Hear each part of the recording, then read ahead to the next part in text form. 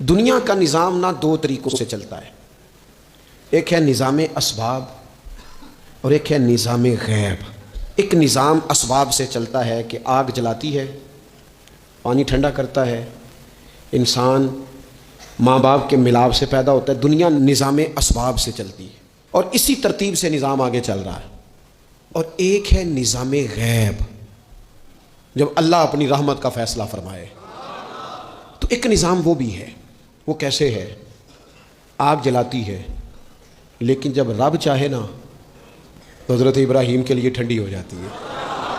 یہ کیا ہے؟ یہ نظام غیب ہے۔ نظام اسباب یہ ہے کہ ماں باپ کے ملاپ سے اولاد پیدا ہوتی ہے، اور اگر رب چاہے نا تو حضرت عیسیٰ علیہ السلام کو بغیر باپ کے بھی پیدا فرما دیتا ہے۔ ہم جو مسلمان ہیں نا، ہماری ساری کی ساری توجہ نظام اسباب پہ ہو گئی ہے۔ اسباب پورے جمع کرو لیکن اپنے رب کی بارگاہ کی طرف رجوع بھی کرو۔ کئی دفعہ نا اسباب سارے بندے کے ہاتھ سے چھوٹ جاتے ہیں، پھر اسے ضرورت ہوتی ہے دست غیب کی، اللہ اس کی مدد کرے۔ جو آیہ کریمہ میں نے قرآن مجید کی پڑھی ہے، اس میں اللہ کریم نے فرمایا یا ایھا الذین آمنوا توبوا الی اللہ توبۃ نصوحا، اے ایمان والو اپنے رب کی طرف رجوع کرو، اپنے رب کی بارگاہ میں توبہ کرو، پر توبہ سچی کرنا، رجوع الی اللہ کرو، اللہ کی طرف رجوع کرو۔ بعض اوقات سارے نظام ختم ہو جاتے ہیں، نظام اسباب، اس وقت ضرورت ہوتی ہے رجوع الی اللہ کی کہ نظام غیب آئے۔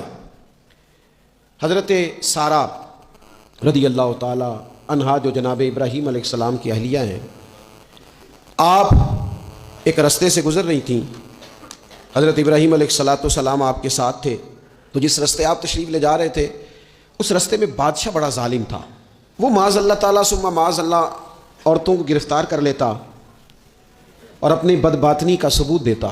وہاں سے جناب سارہ گزریں، مسند امام احمد بن حنبل سے یہ حوالہ عرض کر رہا ہوں۔ حضرت سارہ کو اس نے گرفتار کر لیا۔ جب وہ جناب سارہ کی طرف بڑھنے لگا تو اب وہ جتنے اسباب تھے نا اس وقت کے، وہ سارے اختیار کیے گئے، لیکن اس بادشاہ سے جان نہیں چھوٹی۔ جب وہ بڑھنے لگا تو جناب سارہ نے پھر رب کریم کی طرف رجوع کیا، مصلی پہ بیٹھ گئی، کہنے لگی مالک اب تو ہی کرم فرمانے والا ہے۔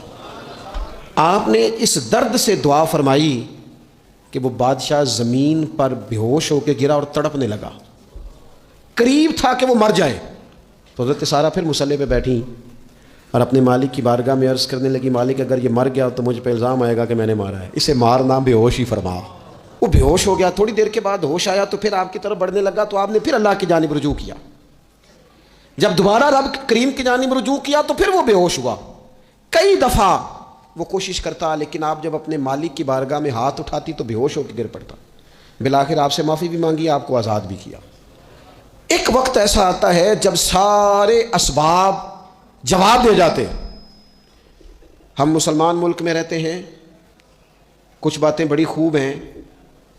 میں نے دیکھا ہے کہ ڈاکٹر جب سمجھ آتا ہے نا کہ رپورٹس، ادویات، ٹیسٹ اب اس نتیجے پہ پہنچ گئے ہیں کہ شاید یہ مریض بچے گا نہ، تو چونکہ مسلمان ملک ہے تو میرے وطن کے ڈاکٹر ایک خوبصورت جملہ بولتے ہیں، مجھے بڑا پسند ہے۔ وہ یہ نہیں کہتے اب کچھ نہیں ہو سکتا، وہ کہتے ہیں آپ دعا کریں۔ کیا مطلب؟ کہ اب رجوع اللہ کا وقت آ گیا ہے۔ ہمارے پاس جو شعور تھا، علم تھا، وہ ہم نے خرچ کر دیا۔ اب ٹائم ہے کہ رجوع اللہ کریں، آپ اللہ کی بارگاہ۔ یہ بڑا خوبصورت جملہ ہے، اچھی باتوں کا بھی تو ذکر کرنا چاہیے نا۔ یہ خوبصورت جملہ ہے کہ آپ دعا کریں۔ ایک وقت آتا ہے جب دعا کی ضرورت ہوتی ہے، دست غیب کی ضرورت ہوتی ہے۔ نبی پاک علیہ السلام 313 کو لے کے جب میدان میں آئے تھے تو ظاہری اسباب تو یہ تھے کہ 1000 سے مقابلہ کیسے ہوگا، تو پھر میرے کریم نے پتہ کیا کیا؟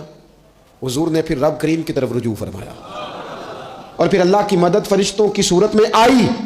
او میرے دوستو، امت کو ضرورت ہے اس وقت دست غیب کی۔ پاکستان کبھی نہ بنتا اگر اللہ تعالیٰ کی غیبی طاقتیں مدد نہ فرماتی۔ پاکستان کبھی نہ بچے گا اگر خدا کی مدد شامل حال نہ ہوگی۔ ہمیں اجتماعی طور پر رجوع اللہ کرنا ہے۔ ہمارے جتنی انفرادی مشکلات ہیں، ہم کسی تکلیف میں، دکھ میں مبتلا ہیں، اللہ کی طرف رجوع کریں، اپنے رب کی بارگاہ کی طرف رجوع کریں، اور جو ہمارے اجتماعی مسائل ہیں ان میں بھی اللہ کی بارگاہ کی طرف رجوع کریں۔ جب ہم یہ رجوع کریں گے مالک کے حضور تو پھر اللہ ہمارے لیے راستے واضح فرمائے گا۔